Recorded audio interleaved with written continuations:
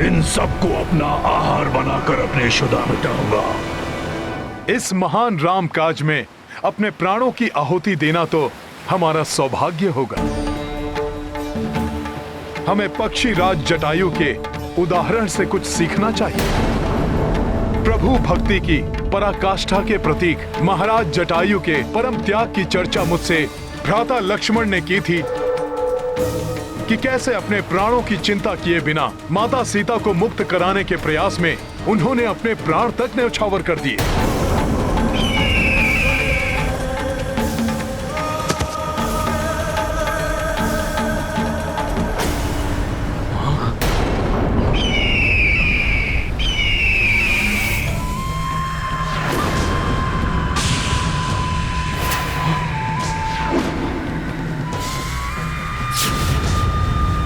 अब ये कौन सी नई आपदा आ गई?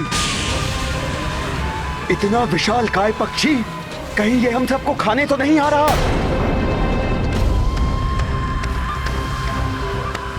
अन्य विपत्तियों के समान हम इसका भी सामना कर लेंगे।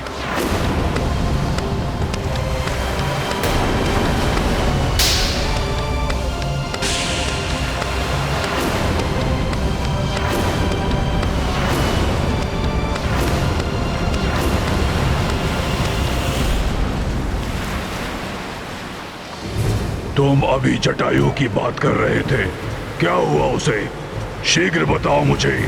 जटायु के प्राण तो सुरक्षित हैं?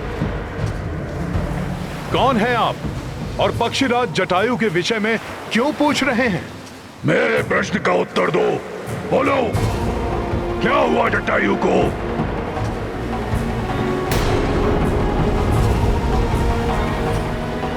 धीरज रखिए, मैं विस्तार से आपको सब बताता हूँ। अयोध्या नरेश महाराज दशरथ के ज्येष्ठ पुत्र श्री राम की पत्नी का हरण कर दुष्ट रावण उन्हें अपने पुष्पक विमान से किसी गुप्त स्थान पर ले जा रहा था।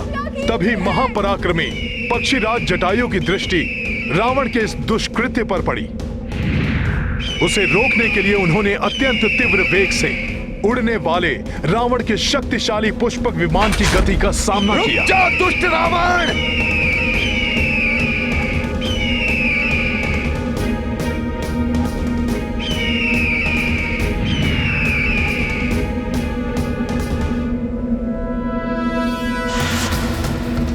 मेरे मार्ग को अवरुद्ध करने का तो साहस तुम्हें बहुत भारी पड़ेगा मूर्ख।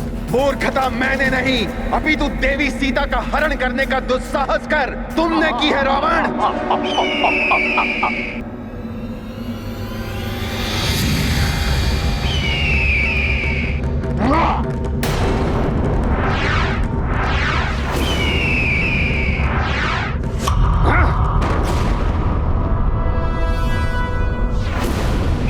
मुक्त कर दो देवी सीता को।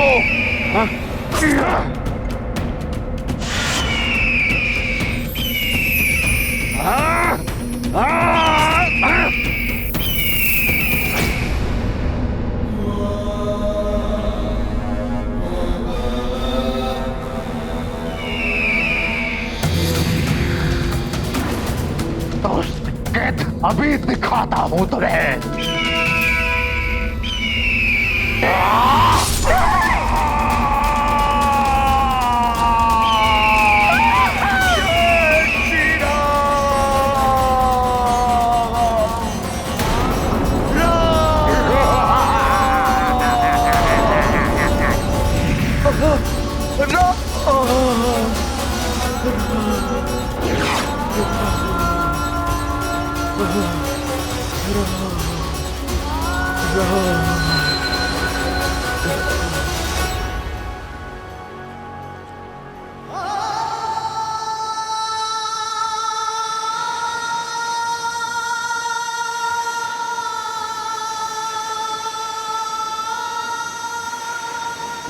फिर क्या हुआ उसे?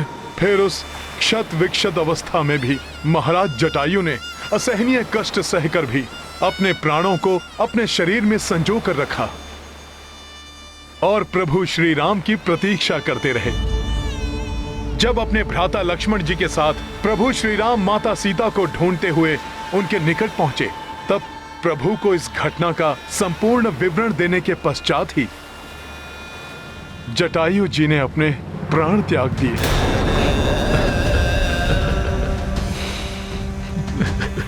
भ्राता जटायु संपाति आपकी रक्षा भी न कर सका।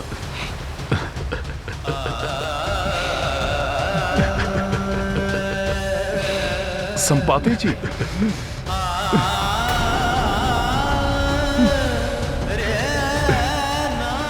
अपने आप को संभालिए संपाति जी।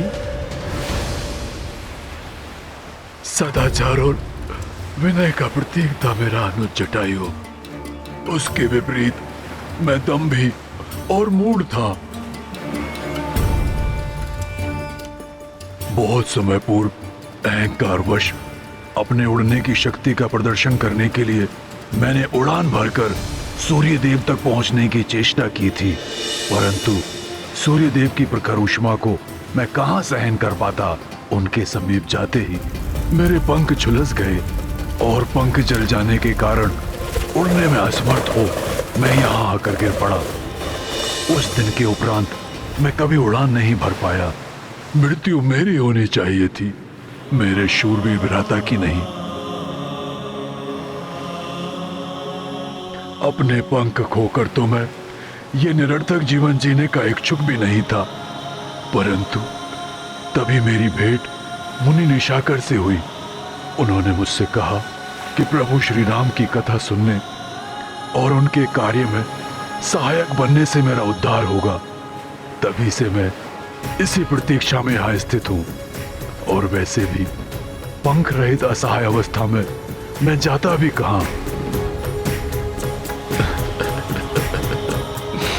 संपाति जी, मेरा सुझाव है कि आप सर्वप्रथम अपने दिवंगत भ्राता को तर्पण देकर उनकी आत्मा को शांति प्रदान करें। उसके पश्चात ही हमारा आपसे सहायता मांगना उचित होगा।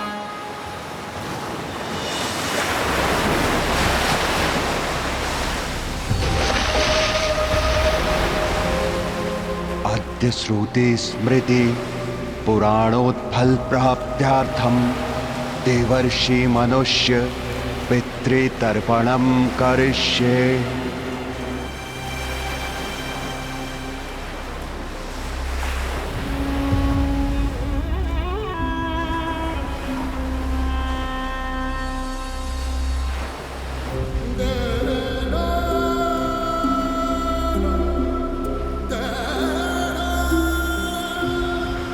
प्रभु तुम्हारी आत्मा को शांति दे जटायु।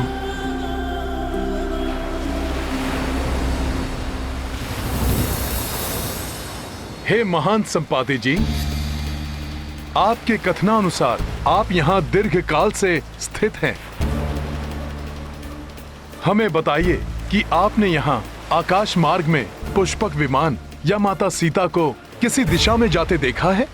जहां तक मेरी वृद्ध बुद्धि को स्मरण पड़ता है, कुछ दिनों पूर्व जब मैं चौकन्ना रहकर अपने भोजन के लिए किसी आखेट की प्रतीक्षा कर रहा था, मुझे आकाश से एक करुणा भरी पुकार सुनाई दी थी। स्वर स्पष्ट नहीं था, परंतु ऐसा प्रतीत होता था जैसे किसी युवती का है। परंतु जब तक मैं अपनी दृष्टि को उस स्वर पर केंद्रित कर पाता, एक विमान सागर के उस पार क्षितिज में विलीन होकर अदृश्य हो रहा था।